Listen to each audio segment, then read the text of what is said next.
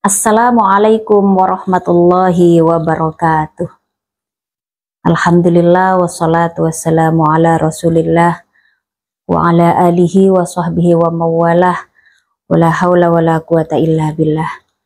Rabbi syrahli sadri wa yassirli amri wahlul 'uqdatam min lisani yafqahu qawli. Subhanaka la ilma lana illa ma 'allamtana innaka antal alimul hakim. Amma ba'du, alhamdulillah, segala puja dan puji syukur kehadirat Allah. Alhamdulillah, pada kesempatan sore yang penuh mubarakah ini kita masih diberikan kesempatan untuk melanjutkan deres kita, kitab Safinatun Najah. Salawatullah wassalamuhu mudah-mudahan tetap tercurahkan karibaan Nabi besar Muhammad Sallallahu Alaihi Wasallam. Semoga kita tergolong orang yang mendapatkan syafaat beliau di hari kiamat. Amin, Allahumma amin. Sebelum kita mulai, mari kita bacakan tawassul terlebih dahulu. Al-Fatihah khususan ila Nabil Mustafa Muhammadin Sallallahu Alaihi Wasallam. Summa khususan ila jamil anbiya wa sahbihi wal quraba wa tabi'in wa tabi'in wa man tabi'un bi ihsanin ila yaumiddin. Summa khususan ila sultanil awliya Syekh Abdul Qadir Al-Jilani, ila musannifatil kitab Syekh Al-Alamah Syekh Salim bin Sumer Al-Khadrami, wa ila jami'i muassis Jam'iyah Nahdlatul Ulama wa muassis Fatayat Nahdlatul Ulama wa masyayina wa masyayim wa walidina wa walidina tamanahuna bisababi syai'un lillah lana wa lahumul fatihah. A'udzubillahi minasyaitonir rajim. Bismillahirrahmanirrahim. Alhamdulillahi rabbil alamin arrahmanir rahim maliki yaumiddin. Iyyaka na'budu wa iyyaka nasta'in. Ihdinas siratal mustaqim. Shiratal ladzina an'amta 'alaihim ghairil maghdubi 'alaihim waladdallin. Amin. Bismillahirrahmanirrahim. Qala al-musannifu rahimahullahu ta'ala wa nafa'ana bihi wa bi'ulumi fid dharain. Amin. Faslun, ikilah fasal. Furudul wudu'i utawi pira-pira fardune wudu iku sittatun ono 6. Al-awwalu utawi kang pertama iku an-niyatu niat. Asani utawi kang kaping pindho iku waslul wajhi mbasuh wajah. Asalisuh utawi kang kaping telu iku waslul yadaini basuh tangan loro. Ma'al mirfaqaini sertane sikut loro. Ar-rabi'u utawi kang kaping papat iku mashu syai'in ngusap suwiji-wiji minar ra'si saking sirah. Al-khamisu utawi kang kaping 5 iku waslur rijlaini mbasuh sikil loro ma'al ka'baini sertane kamiren loro. As-sadisu utawi kang kaping 6 iku at-tartibu tartib. Faslun, ikilah fasal an-niyatu utawi kang aran niat iku qasdu syai'i nyejo suwiji-wiji muktaronan hale bebarengan bi fi'lihi kelawan ngelakoni syai'. Wa mahalluha lan utawi panggonane niat iku al-qalbu ati. Wa talaffudhu utawi ngelafataken biha kelawan niat iku sunnatun sunnat. Wa waqtuha lan utawi waktune niat iku inda wasli awali juz'in nalikane masui kawitane bagian minal wajhi saking wajah. Wa tartibu utawi kang aran tartib iku alla yuqaddimah yang to orang disiaken sapa wong udwan ing siji anggota ala udwen ing atase anggota kang liya. Alhamdulillah, sekarang kita nyampe kepada fasal furudul wudu. Mudah-mudahan masih tetap semangat ya ngajinya. Furudul wudu, fardunya mandi, fardunya wudu itu ada 6 sahabat-sahabat. Di fardunya wudu itu ada 6. Yang pertama adalah an-niyatuh, yang pertama adalah niat. Yang nomor 2 adalah waslul wajhi membasuh wajah. Asalis nomor 3 adalah waslul yadaini ma'al mirfaqaini membasuh kedua tangan sampai siku. Yang keempat mashu syai'in minar ra'si mengusap sebagian dari kepala. Yang kelima adalah waslur rijlaini ma'al ka'baini membasuh kedua kaki sampai mata kaki. Yang keenam adalah tartib. kita bahas terlebih dahulu yang nomor 1. Sahabat, kenapa kita wajib untuk belajar tentang, untuk paham benar-benar tentang furudul wudhu ini? Karena tentunya wudhu ini berhubungan dengan sholat. Jika wudhunya tidak sah, maka sholat kita pun tidak sah. Semua sahnya sholat tentunya, sahnya sholat kita itu tentunya bergantung kepada sahnya wudhu. Karena itu kita wajib mengerti tentang beberapa kefarduan di dalam wudhu. Fardunya wudhu, nah wudhu menurut bahasa adalah indah atau bagus. Wudhu menurut istilah adalah nama untuk membasuh anggota badan, anggota tubuh yang tertentu dengan niat khusus. Itu arti wudhu menurut istilah. Nama untuk membasuh anggota tubuh tertentu, karena tidak semua dari anggota tubuh kita ini adalah anggota wudhu. Tapi ada anggota-anggota tertentu yang masuk anggotanya wudhu dengan menggunakan niat khusus. Itu arti wudhu menurut istilah. Yang akan kita bahas pertama adalah niat. Furudul wudhu yang nomor 1 adalah niat. Dalam masalah niat ini setidaknya ada 7 pembahasan fuqaha yang membahas tentang masalah niat. Hal itu terkumpul dalam ucapan fuqaha, yaitu 7 pembahasan itu terkumpul dalam ucapan fuqaha: hakikotun, hukmun, mahallun, wa zaman, kaifiyatun, syartun, wa maksudun hasan. Jadi ada 7 pembahasan tentang masalah niat. Kita akan bahas satu persatu, meskipun tidak terlalu rinci, yang penting jenengan faham saja ya. Jadi niat, yang pertama pembahasan tentang niat adalah hakikotun, tentang definisi niat. Apa itu niat? Niat adalah, menurut bahasa, niat adalah al-qasdu, adalah menyengaja. Itu menurut bahasa. Sedangkan niat menurut istilah adalah qasdu syai' muqtarinan bi fi'lih. Kita menyengaja melakukan sesuatu yang berbarengan atau dibarengi dengan perbuatannya. Jadi kita niat berwudu, ya ketika kita lafadzkan itu niat, maka kita juga harus membarengi niat itu dengan pertama kali kita membasuh anggota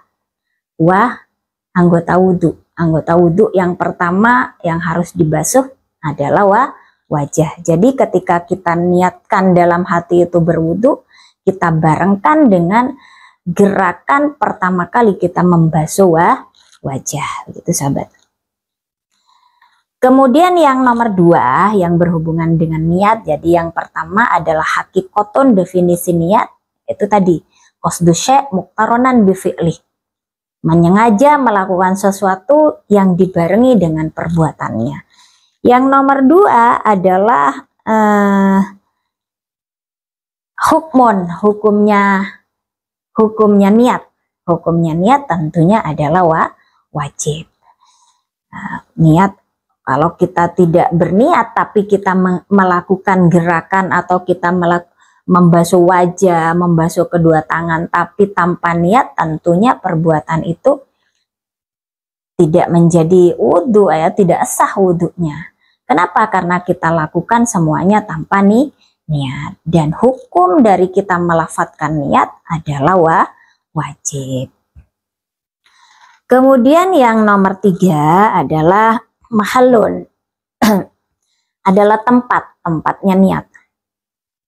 Tempatnya niat itu ada di mana sahabat? Tempatnya niat itu ada di dalam hati, fil qalbi. Jadi bukan di lisan, bukan. Adapun ketika kita itu melafadzkan niat sebelum kita berwudu, maka itu bukan niat sahabat. Itu hanyalah talafut. Adalah proses di mana kita melafadzkan itu niat, tujuannya hanya untuk membantu hati mengingat-ingat tentang apa yang akan kita niatkan. Dan itu hukumnya sunat, bukan wajib. Jadi kalau hukumnya niat, tempatnya niat itu ada di dalam hati. Ketika jenengan basuh wajah pertama kali, maka niatkan dalam hati kalau jenengan akan melakukan wudhu. Kemudian yang nomor 4 ya, di hakikotun, hukmun, hakikotun definisi niat, hukmun hukumnya niat adalah wajib, kemudian mahallun tempatnya niat ada di dalam hati. Yang keempat, zamanun, masanya. Masanya niat itu kapan? Kita ucapkan adalah inda huslih awali juz'in minal wajhi. Niat itu kita lafadzkan ketika kita pertama kali, niat itu kita ucapkan dalam hati ketika kita pertama kali membasuh bagian dari wajah. Karena wajah tentunya adalah pertama kali anggota tubuh yang harus kita basuh ketika kita melakukan wudhu. Jadi basuh wajah, jenengan basuh wajah itu sambil dalam hatinya kita berniat. Kemudian yang nomor hakikotun, hukmun, mahallun, wazaman, nomor 5 adalah kaifiyatun. Kaifiyatun, caranya niat. Caranya niat tentunya berbeda sesuai dengan apa yang akan kita kerjakan. Karena yang akan kita kerjakan ini wudhu, sebagaimana maklum, niat wudhu adalah nawaitul wudhu ahli raf'il hadasil asghari fardhu lillahi ta'ala. Wa syartun, kemudian syaratnya niat sekarang. Syaratnya niat itu apa sahabat? Syaratnya niat itu ada beberapa, ada 4 ya. Yang pertama, dia harus Islam. Jadi ketika wudhu itu dilakukan oleh orang kafir, tentunya itu tidak sah menurut syarat. Jadi syarat orang itu dia bisa melakukan wudhu, satu harus Islam. Yang kedua, dia harus tamyiz. Dia harus tamyiz. Tamyiz itu apa? Tamyiz itu bisa mengerti mana yang kanan, mana yang kiri, mana yang atas, bawah, mana yang depan, belakang, alias bisa membedakan, itu artinya tamyiz. Dalam arti wudhu itu tentunya tidak sah jika itu dilakukan oleh orang yang gila atau sobi yang belum mumayyiz, anak kecil yang belum mumayyiz. Kecuali, ada catatan sahabat, kecuali anak kecil yang hendak melakukan tawaf kemudian dia diwudhui oleh orang tuanya. Itu ya sahabat. Jadi syaratnya niat itu dianggap sah, niat wudhunya itu dianggap sah, satu jika wudhu itu dilakukan oleh orang Islam. Yang nomor 2 dia sudah tamyiz, bisa membedakan kanan dan kiri, atas bawah dan sebagainya. Kemudian yang nomor 3 adalah dia mengerti al ilmu bima yanwihi. Dia mengerti dengan apa yang dia niati. Sehingga kalau dia nggak ngerti itu tujuan wudhunya untuk apa, tujuan niatnya untuk apa, ya tentunya wudhunya tidak sah, begitu sahabat. Kemudian yang nomor 4 adalah tidak ada sesuatu yang menafikan wudhu itu di tengah-tengah dia berwudhu. Semisal apa? Semisal di tengah-tengah berwudhu dia tiba-tiba riddah, dia tiba-tiba murtad. Atau di tengah-tengah berwudhu tiba-tiba dia berniat memutuskan wudhunya. Ya tentunya nanti wudhunya batal sahabat. Jadi tidak ada sesuatu yang menafikan wudhunya, menafikan sahnya wudhunya di tengah-tengah dia melakukan wudhu. Itu sahabat, itu yang berhubungan dengan syarat. Sekarang yang nomor 7, pembahasan tentang niat. Kembali ke tadi ya, di pembahasan niat yang nomor 7 adalah maksudun hasan. Tujuan dari wudhu itu sendiri. Tentunya tujuan dari wudhu adalah untuk membedakan antara adat dan ibadah. Sehingga jika ada seorang yang melakukan gerakan-gerakan seperti wudhu, tetapi dia tidak berniat untuk melakukan wudhu, tentunya itu tidak sah menjadi wudhu. Ataupun dia niat mandi misalnya, dia melakukan dia mandi besar, yang tentunya sahnya mandi besar itu butuh pada niat, tetapi dia mandi kesuar saja tanpa berniat, ya tentunya itu mandinya tidak sah menjadi mandi wajib. Begitu sahabat. Kemudian lanjut kepada furudul wudu, kembali kepada furudul wudu. Jadi furudul wudu tadi yang pertama adalah niat. Niat itu ada 7 pembahasan tentang masalah niat yang tadi sudah kita bahas. Nah, sekarang kembali kepada furudul wudu yang nomor 2. Furudul wudu yang nomor 2 adalah asani waslul wajhi. Furudul wudu yang nomor 2 adalah membasuh wajah. Membasuh wajah. Membasuh ini berbeda dengan mengusap, sahabat. Membasuh berarti mengalirkan air ini ke wajah. Mengalirkan air dan meratakan air ke wajah. Mengalirkan dan meratakannya ke wajah, gitu ya. Sehingga jika kita mengusap saja maka itu tidak cukup, karena itu bukan masuk kategori membasuh. Untuk patokannya, wajah ini yang wajib kita basuh adalah tulan. Ukuran panjangnya adalah ma baina manabiti sya'ri ra'si ila muntahal lihyah. Dari awal tumbuhnya rambut di kepala, ukurannya adalah rambutnya orang normal, bukan orang yang misalnya botak sehingga baru di sini baru tumbuh rambut, tidak sahabat. Tapi ukurannya, patokannya adalah rambut, tumbuh rambutnya orang yang normal di sini ya. Sampai muntahal lihyah, sampai sini. Di ukuran panjangnya dari tempat tumbuhnya rambut sampai dagu. Kemudian lebarnya adalah bainal udunaini, antara telinga dengan telinga, sehingga semua di sini hati-hati jangan sampai ada yang tidak terkena basuhan. Nah, karena masuk wajah adalah semua yang bisa kita lihat ketika kita duduk saling berbicara ya. Matah sulubihi wajahan.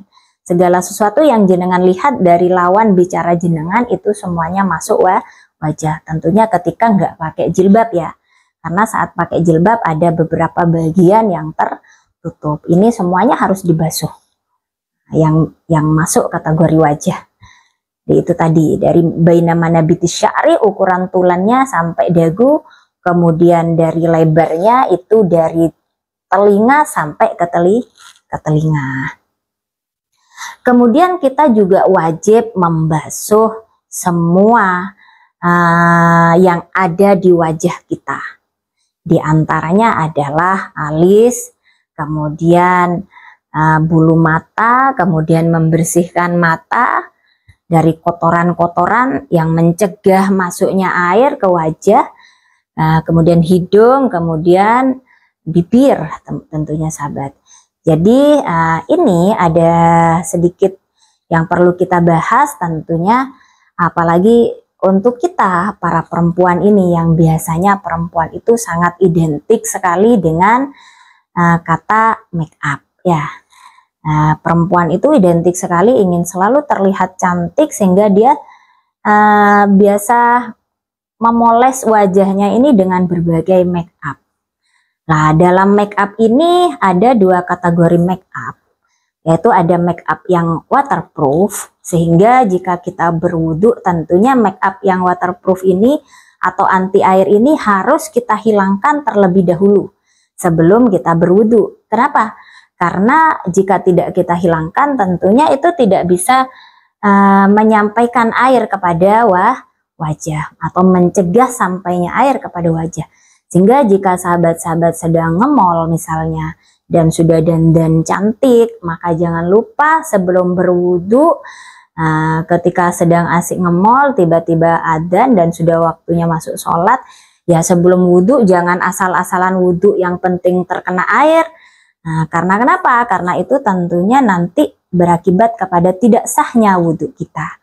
Sehingga jangan lupa ketika jenengan nge-mall dan memakai make up, mari kita bawa tisu basah atau micellar water ya, untuk menghapus make up yang ada di wajah kita. Tenang sahabat, jadi kuncinya kalau ingin setelah berwudhu ingin kembali cantik ya jenengan sebelum berangkat itu bawa ngantongi itu peralatan-peralatan make upnya, sehingga setelah kita berwudu kita kembali bisa bermake up lagi. Biasanya kalau di mall-mall itu kan sudah disediakan kaca gede ya untuk para perempuan yang suka cantik ini ya. Jadi untuk sahnya tentunya kita harus menghilangkan ini make up terlebih dahulu sebelum kita berwudu. Kemudian ada kategori make up juga yang non waterproof, yang tidak anti air. Ini sebenarnya untuk make up yang non waterproof ini boleh kita langsung wudhu saja sahabat. Tetapi tetap menurut saya untuk lebih hati-hati sebelum kita berwudhu, baik kita memakai make up yang waterproof atau yang non waterproof, untuk lebih hati-hati kita tetap menghapus ini make up yang ada di wajah kita. Supaya apa? Supaya kita lebih yakin kalau wudhu kita itu sah, gitu ya sahabat. Kemudian lanjut kepada furudul wudhu yang nomor 3. Oh begini, belum begini. Jadi di wajah ini juga ada nanti ada foundation yang waterproof ya, atau apalagi lipstick yang waterproof, atau eyeliner yang waterproof, atau maskara waterproof. Semuanya itu harus kita hilangkan dulu sahabat, begitu ya. Kemudian lanjut kepada furudul wudhu yang ketiga adalah waslul yadaini ma'al mirfaqaini, membasuh kedua tangan sampai siku-siku. Nah, membahas tentang tangan ini, nah, kita wanita juga biasanya senang pakai kuteks. Nah, apakah kutek itu bisa menghalangi air sahabat? Bisa ya. Jadi segala sesuatu yang itu apa namanya terdiri dari plastik, kutek itu ada plastiknya ya, itu tidak bisa atau mencegah wusulul ma kepada kuku kita, sehingga sebelum sampai berwudu, jenengan berwudu, maka kita wajib terlebih dahulu menghilangkan kutek-kutek itu. Atau henna, bagaimana kalau henna lah? Kalau henna atau pacar itu jika memang itu tinggal asarnya saja, nah maka itu boleh kalau pacar. Beda sama kutek. Kalau kutek itu ya harus kita hilangkan sahabat. Tidak bisa kita langsung berwudu sebelum kita hilangkan. Kemudian masuk juga yang harus kita perhatikan adalah kotoran-kotoran yang ada di bawah kuku. Nah, kotoran yang ada di bawah kuku ini juga harus kita hilangkan. Kenapa? Karena kotoran-kotoran itu tentunya nanti akan mencegah sampainya air kepada area-area bawah kuku. Ataupun jika jenengan punya kuku yang panjang misalnya, sehingga kuku panjang itu berkemungkinan untuk mencegah sampainya air kepada bagian-bagian di bawah kuku. Maka bagaimana? Ya tentunya kuku-kuku yang panjang itu wajib kita potong terlebih dahulu, gitu sahabat. Kemudian yang keempat, furudul wudhu yang nomor 4 adalah mashu syai'in minar ro'si, adalah mengusap sebagian dari kepala. Mengusap ini beda dengan membasuh. Nah, mengusap artinya adalah wusulul balal irar ro'si. Yang penting kita menyampaikan basah-basah ke bagian kepala. Jadi cukup, itu tidak perlu kita menggerakkan dengan memutar atau bagaimana. Cukup yang penting kita menyampaikan basah-basahan ke kepala itu sudah cukup. Semisal jika jenengan ngambil air dengan tangannya, ya membasahi tangannya dengan air, kemudian jenengan tempelkan begini saja, itu sudah sah sahabat. Atau pakai 2 jari, boleh sah. Nah, walau sya'ron, jadi yang dibasahi tidak harus berapa rambut, tidak. Meskipun hanya 1 rambut, 1 helai rambut, itu sudah cukup. Kita menyampaikan basah-basah ke kepala, gitu sahabat.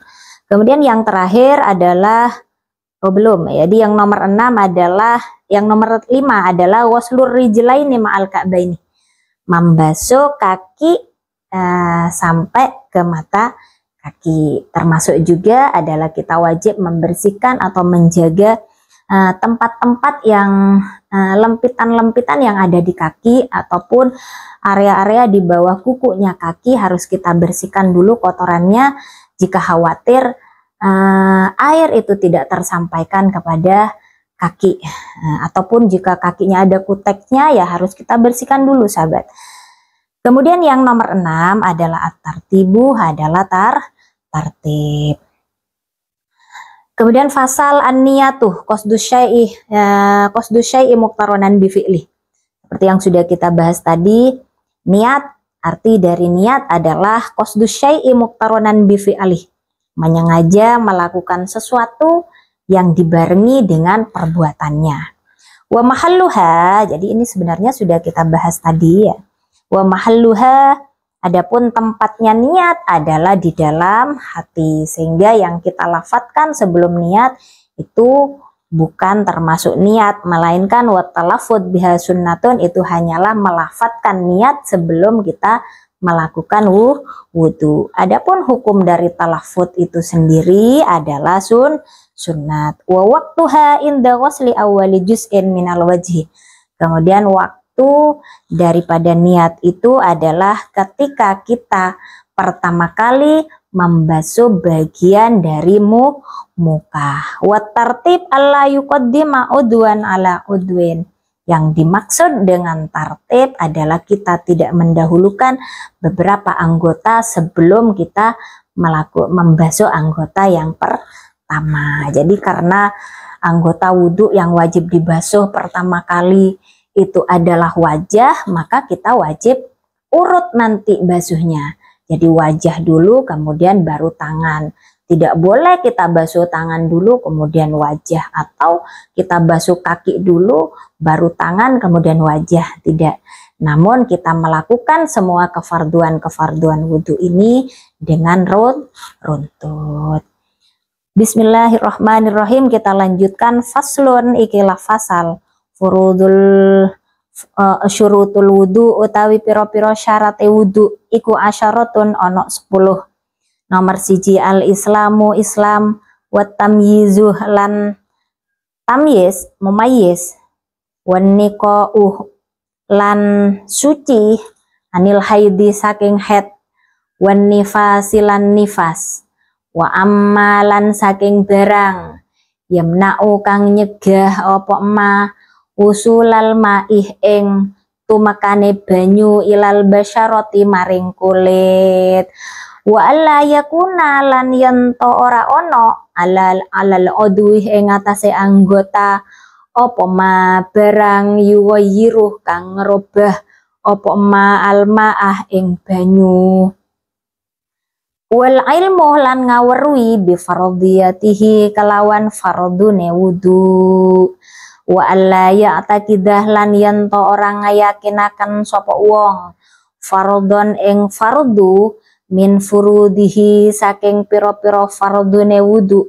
sunnatan ing sunnat, wal ma'ulan banyu at-tahuru kang suci, wa dukhulul waqti lan melebune waktu, wal muwalatu lan muwalat lan nuli-nuli lida imil hadasi kanggo wong kang daimul hadas. Fasal menerangkan tentang syurutul wudu. Syaratnya wudu itu ada 10. Yang pertama al-islamu, orang yang melakukan wudu itu harus orang Islam. Artinya jika wudu itu seperti tadi yang sudah kita jelaskan ya, kita bahas jika orang itu tidak Islam alias orang kafir, maka kemudian dia melakukan gerakan seperti wudu, ya wudunya tidak sah ya.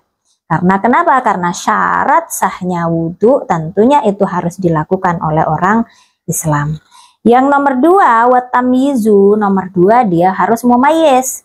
Mumayyiz bisa membedakan yang kanan kiri, depan belakang, atas bawah. Sehingga jika itu dia tidak mumayyiz seperti orang jahil atau sobi, maka wudunya tidak sah. Wan naqa'u anil haidih wan nifas, kemudian dia suci dari haid dan nifas. Nah, dalam artian ketika jenengan misalnya sedang haid atau sedang nifas, kemudian jenengan niat berwudu, dan jenengan melakukan wudu dengan berniat wudu, maka jenengan itu hukumnya, maka perbuatan itu hukumnya tidak malah mendapatkan pahala, sahabat, namun malah kita berdosa. Kenapa? Karena kita tahu kita dalam keadaan haid, kita tahu kita dalam keadaan nifas, kemudian dan wudhu yang dilakukan oleh orang haid dan orang nifas itu tidak sah, tetapi kita masih melakukannya, sehingga kita nanti dianggap talaub, mempermainkan, dan itu bukan malah mendapatkan pahala, melainkan malah kita berdosa. Kemudian wa amma yamna wusulal ma'i ilal basyarah. Syarat berikutnya adalah kita menghilangkan segala sesuatu yang mencegah sampainya air kepada kulit, yaitu tadi menghilangkan make up sebelum kita melakukan wudhu. Terutama jika make upnya itu dempulan tebel-tebel ya sahabat, jika dikerik misalnya langsung langsung tampak misalnya ya, maka itu wajib kita hilangkan. Atau bahkan yang tadi saya bilang, untuk lebih hati-hati meskipun itu make upnya bukan waterproof, untuk lebih hati-hatinya lebih baik kita hilangkan terlebih dahulu make up yang ada di wajah kita, supaya kita benar-benar yakin kalau wudhu kita sah, gitu ya. Wala yakuna alal adwi ma yuwairul ma. Kemudian kita yakinkan, kita harus yakin bahwasannya di anggota wudhu kita ini tidak ada sesuatu yang merubah kepada air. Sahabat, kita perempuan biasanya juga identik, di samping identik dengan kita bermake up, kita biasanya juga biasa memakai hand body lotion. Nah, bagaimana body lotion ini atau hand body ini sebelum kita berwudu, apakah kita wajib membersihkannya terlebih dahulu? Dan apakah kita yakin ini hand body ini tidak merubah kepada air? Nah, cara membuktikannya mungkin seperti ini gampangnya. Jenengan ngambil baskom terlebih dahulu, jenengan isi dengan air. Kemudian jenengan pakai hand body-nya. Nah, setelah jenengan pakai, kemudian baskom yang ada airnya tadi jenengan celupkan ini tangan ke baskom yang ada airnya itu. Nah, jenengan gosok-gosokkan, jenengan celupkan. Kemudian kita lihat efeknya. Apakah air yang ada di baskom itu berubah atau tidak? Apakah air yang ada di baskom itu tiba-tiba jadi keruh, atau rasanya jadi berubah, atau warnanya jadi berubah? Nah, jika itu berubah, berarti hand body itu harus kita hilangkan terlebih dahulu sebelum kita berwudu. Bisa dengan memakai sabun, atau kita ngambil gampang kayak tadi, kita pakai tisu basah. Kalau kita sedang bepergian, kita hapus dengan tisu basah, atau pakai micellar boleh juga. Yang penting kita benar-benar yakin sudah menghilangkan ini sesuatu yang menyebabkan air itu berubah. Itu sahabat ya. Kemudian berikutnya adalah wal ilmu bi fardhiyatihi. Kita harus tahu bahwasannya wudhu yang kita kerjakan itu adalah wajib. Sehingga jika ada seorang itu tidak meyakini kalau wudhunya wajib, atau dia ragu apakah wudhu saya ini wajib atau wudhu saya ini sunnah, maka wudhunya tidak sah. Tuh. Wala ya'taqida fardhan min furudhihi sunnah. Kemudian jenengan juga tidak boleh meyakini beberapa fardunya wudhu itu sebagai hal yang sunnah. Contohnya membasuh wajah, itu kan fardu. Tapi jenengan misalnya kemudian meyakini oh ini enggak wajib, ini hanya sunnah, itu nanti wudhunya tidak sah. Wal ma'u tahuru. Kemudian syarat berikutnya adalah airnya harus suci. Air suci itu adalah air yang suci dan juga mensucikan. Sehingga tidak sah kalau kita menggunakan air suci tapi tidak bisa mensucikan. Contohnya adalah air mustakmal. Kemudian waduhulul Wal muwalat lidaimil hadas. Untuk orang yang daimul hadas itu ada syarat tambahan, yaitu dia harus berwudu di saat waktu sholat sudah masuk, serta dia harus melakukannya secara cepat-cepat setelah dia melakukan wudu. Jadi syarat tambahan untuk daimul hadas adalah ketika dia misalnya mau melakukan sholat duhur, maka dia tidak sah untuk melakukan wudu sebelum adzan duhur. Kenapa? Karena dia harus melakukan wudu itu di saat sudah duhulul waktu. Jadi harus nunggu adzan dulu. Baru setelah adzan dia wudu. Sehingga kalau dia wudu sebelum adzan dia ada sah wudunya.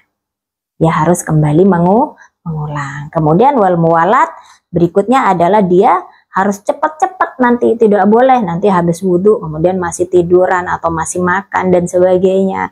Jadi untuk khusus daimul hadas itu harus cepat-cepat setelah berwudu, dia harus cepat-cepat melakukan sholat. Begitu sahabat ya. Mungkin cukup sekian pertemuan kali ini, semoga bisa membawa manfaat. Wallahul muwaffiq ila aqwamit thoriq. Wassalamualaikum warahmatullahi wabarakatuh.